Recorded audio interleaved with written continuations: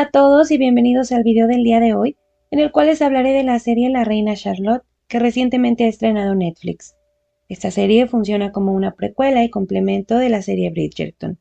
Tiene solo 6 episodios y se enfoca en la Reina Charlotte, a quien conocemos como una joven que llega temerosa al palacio. De ahí en adelante, vamos a seguir su proceso para convertirse en la matriarca de la familia real británica.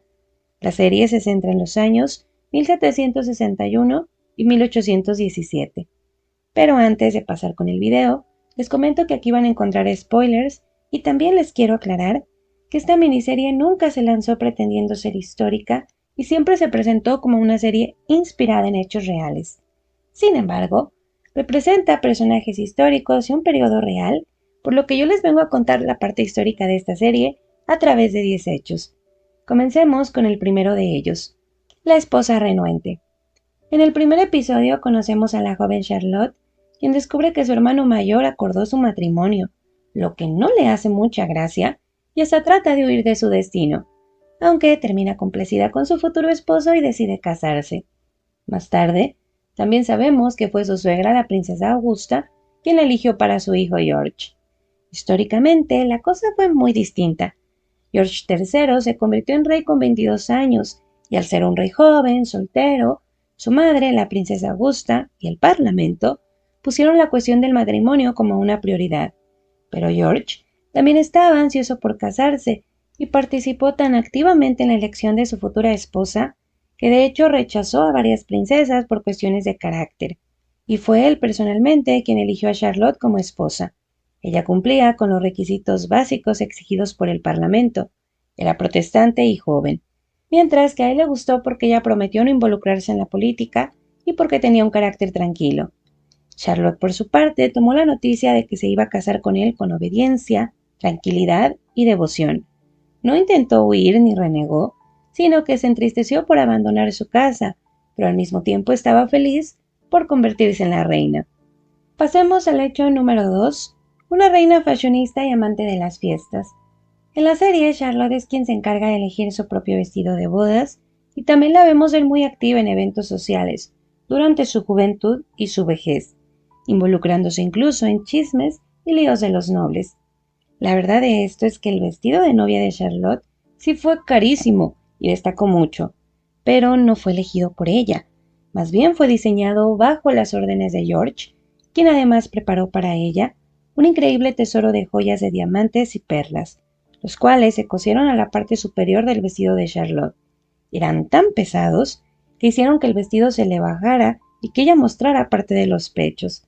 Además, la Charlotte histórica no disfrutaba tanto de las fiestas, era más reservada y la vida social de Londres no le encantaba. No le gustaba involucrarse en los rumores ni en los líos de la corte. Lo mismo buscó para sus hijas y las terminó encerrando tanto que desarrolló una pésima relación con ellas, pero eso lo veremos más adelante. Pasemos al hecho número 3, enamorados y apasionados. En la serie, ellos como pareja tienen altibajos, aunque esos son causados por la confusión y la enfermedad. En general, George y Charlotte se enamoran desde que se conocen en el jardín, y hasta la última escena podemos notar que la pasión, el amor y la complicidad siempre están presentes. Históricamente esto tiene mucho de verdad. Aunque George se había enamorado en su juventud de una noble inglesa, con quien no pudo casarse por política, como ya les dije, él fue quien eligió a Charlotte por ser adecuada, y se conocieron horas antes de la boda en un jardín del palacio. Sin embargo, desde el inicio los dos conectaron y se mostraron complacidos y felices. Eran religiosos, eran tranquilos, tenían pasatiempos normales, y resultó que además tenían la misma pasión por estar lejos de la corte. Al día siguiente de la boda, George expresó que estaba demasiado feliz con su nueva reina, y a diferencia de todos los hombres de su dinastía, él le fue completamente fiel a su esposa. Charlotte estuvo embarazada un total de 15 veces, y eso no solo tenía que ver con la sucesión, sino con la pasión que los unió en su matrimonio. Sin embargo, una diferencia que sí es importante señalar entre la serie y la realidad es que ellos no tuvieron un tiempo inicial tumultuoso, ni se planearon llevar vidas separadas. De hecho, su matrimonio era prácticamente perfecto al inicio. Eran extremadamente unidos y ella lo acompañaba a todos sus viajes. Se retiraban juntos y ya cuando él comenzó a enfermarse, él siempre pedía por ella, diciendo: la reina es mi médico, y ningún hombre puede tener uno mejor. La reina es mi amiga, y ningún hombre puede tener un amigo mejor. Por su parte, ella se negaba a dejarlo. Por eso fueron considerados el ideal de una compañía estable, basada en el afecto mutuo y los valores compartidos. Ahora pasemos al hecho número 4, una matriarca feroz. En la línea de 1817, la historia comienza con la muerte de la heredera real, la princesa Charlotte, un evento que hace que la reina presione a sus hijos para que se casen y produzcan otro heredero. Es tan ruda que uno de sus hijos llega a decirle que ella es una mala madre y que siempre fue más reina que madre. Esto es en parte cierto, pero no todo. Primero, aunque la serie nos muestra una Charlotte indiferente ante la muerte de su nieta, la verdadera Charlotte quedó devastada, y no por la cuestión dinástica, sino porque le tenía mucho cariño a la princesa. Por otro lado, ella realmente no presionó a sus hijos para que tuvieran herederos, por lo menos de la forma en la que cuenta la serie. Por ejemplo, como les había dicho, en el caso de sus hijas, era tan estricta con ellas y tan sobreprotectora que no las quería dejar casarse, no las dejaba asistir a banquetes, no las dejaba relacionarse con hombres, y como resultado de ello, algunas se casaron con nobles de bajo rango o con sirvientes, siendo mujeres ya mayores, solo para huir del control de su madre. En cuanto a sus hijos varones, ella tampoco se preocupó mucho por arreglarles matrimonios, por lo que muchos de ellos se casaron hasta la edad adulta. En cuanto a su hijo mayor, en el punto en el que nos habla la serie, él ya estaba separado de su esposa, se odiaban, así que era un hecho que no tendría hijos legítimos. Y además, a diferencia de lo que nos hace creer la serie, en ese momento no había una crisis de sucesión tocando a la puerta. Fue hasta después de la muerte de la reina Charlotte que el Parlamento incluso les ofreció dinero a los príncipes mayores para que tomaran esposas y tuvieran hijos. En cuanto a la relación madre e hijos, efectivamente, ella no fue maternal con ellos, no tuvo una relación cercana, en parte porque tuvo que asumir el papel de la cabeza de familia, y no los pudo criar personalmente porque no era la costumbre de su tiempo. Así que eso lo cuenta bien la serie, aunque omite la vida íntima muy escandalosa de algunos de sus hijos, que le afectó bastante a Charlotte. Por ejemplo, se sospechaba que por lo menos una de sus hijas, la princesa Augusta, quedó embarazada y se casó en secreto con un sirviente. De uno de sus hijos, Ernesto Augusto, se dijo que era homosexual y que había matado a uno de sus amantes. De ese mismo príncipe, se dijo que intentó abusar de una de sus hermanas, con quien él mismo confesó estar obsesionado. Del hijo mayor de Charlotte, el siguiente rey George, también se dijo que sentía una atracción muy fuerte por una de sus hermanas y que pudo haberla dejado embarazada. Eso solo por mencionar algunos escándalos que en algunos casos incluso tienen evidencia histórica que los respalda. Pasemos al hecho número 5, la primera reina de color británica. Desde Bridgerton, la propuesta de mezclar razas en una historia que se desarrolla en el siglo XVIII y ponerlos en igual de estatus social estaba hecha. Y aquí la han continuado, presentándonos a Charlotte y a George como la primera pareja interracial de la realeza británica. Como les dije al inicio, la serie no pretende ser histórica, y respecto a esto, creo que la mayoría de la gente sabe que Charlotte no era una reina de piel oscura, aunque, para ser justos, hace siglos que existe un mito que dice que Charlotte tenía orígenes africanos, pero este mito no tiene base histórica. Ustedes pueden observar claramente que ninguno de sus hijos en la historia real es mulato o de piel oscura.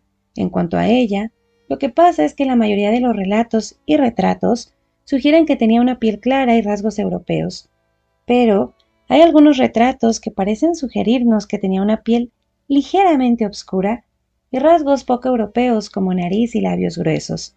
A eso se le suma el hecho de que algunos en la corte la describieron como fea, sencilla, y también llegaron a usar la palabra mora para referirse a ella. Pero los que usaron esa palabra no eran allegados a ella, de hecho tenían algo en contra de ella, y cabe aclarar que la palabra mora o moro tenía muchos significados, no era algo exclusivo del color de la piel.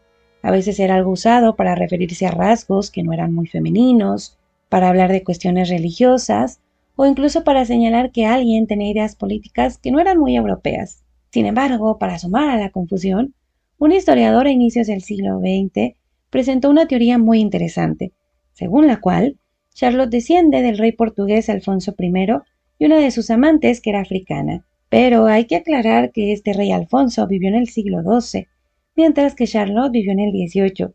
Son más de 600 años de distancia entre uno y otro. Además, esta supuesta amante del rey ni siquiera está demostrado que fuera africana.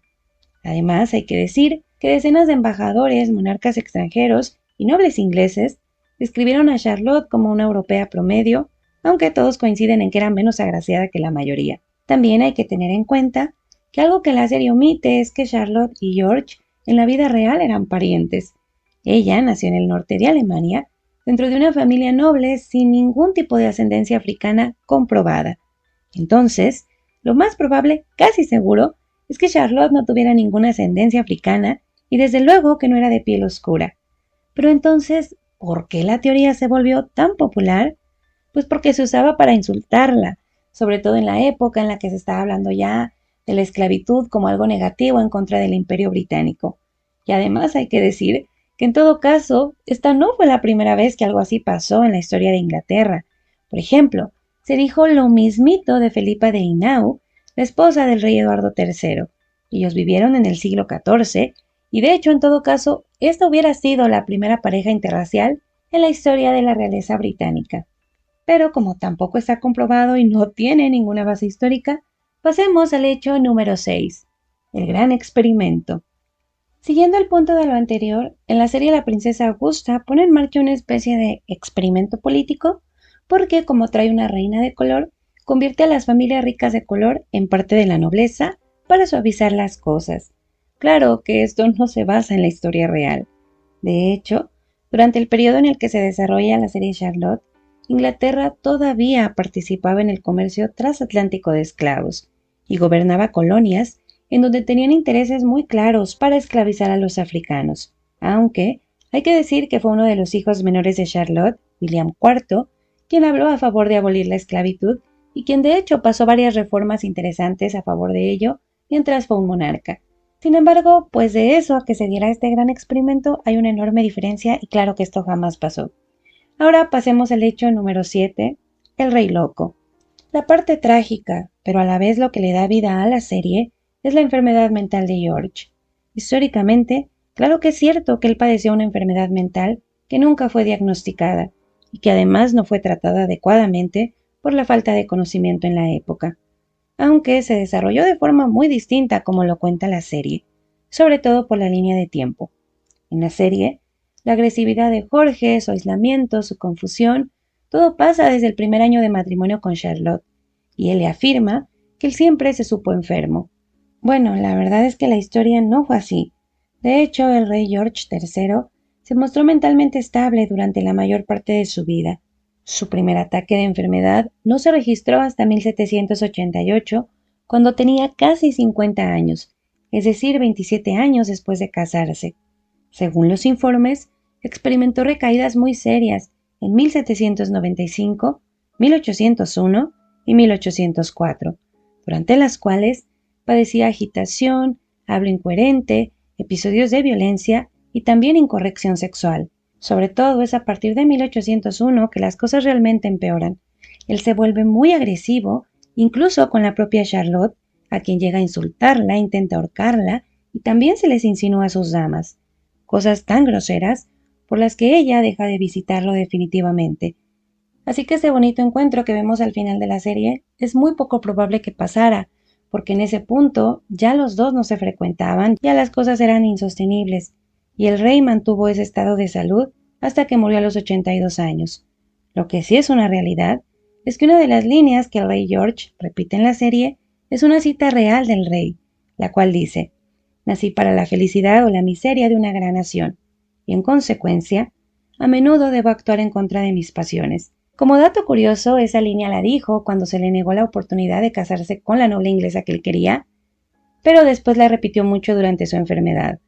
Así que, en general, el proceso no está muy bien contado en la serie, se romantiza muchísimo, pero creo que al final refleja muy bien lo desgarrador que tuvo que ser para Charlotte y para George, que curiosamente pues sí se amaron, sí se quisieron mucho, pero terminaron separados por esta cuestión de la enfermedad.